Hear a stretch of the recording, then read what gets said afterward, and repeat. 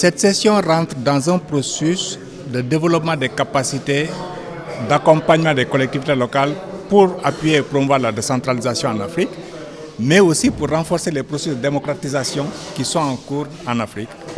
Et donc la session a regroupé 8 pays africains qui se sont retrouvés avec nous pendant 10 jours pour travailler sur les questions de budget participatif.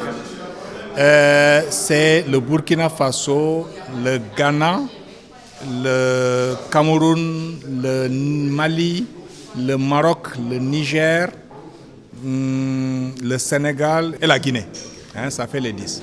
Comme c'est pour nous une session capacitante, nous avons insisté sur 3 aspects essentiels. Le premier, c'est leur donner un ensemble de connaissances, de notions sur ce que c'est que le budget participatif, quelles en sont les conditions, puisque le budget participatif demande un ensemble de conditions pour être mis en œuvre, quels sont les principes qui le structurent, puisqu'on voit fleurir dans plusieurs parties du monde, mais aussi en Afrique, des processus qui se disent budget participatif alors qu'il n'en est rien. Et donc, nous avons passé un premier temps à insister sur ces notions-là. Quelles sont les conditions, quels sont les principes qui permettent de dire qu'est-ce que c'est que le budget participatif et qu'est-ce qui n'est pas budget participatif. Et ensuite, un temps fort sur les différentes étapes de mise en œuvre. Et ça a permis à chacun des pays, chacun des participants de dire qu'est-ce qu'il compte faire avec ses connaissances acquises. Et ça a permis aussi à ENDA, notre organisation, de dire quelle perspective d'accompagnement on peut avoir avec ces facilitateurs, mais aussi avec les pays qui comptent engager des processus de budget participatif. La dimension financière et fiscale. Aujourd'hui, dans les pays africains, on voit que le budget participatif se met en œuvre, mais sans grandes ressources. Sans grandes ressources. Les États disent nous faisons la décentralisation, mais en termes de décentralisation, ils font la décentralisation politique et ils font la décentralisation du territoire. Mais les aspects financiers qui permettent de prendre en charge les compétences qui sont transférées ne sont pas assurés. Donc la dimension financière et fiscale.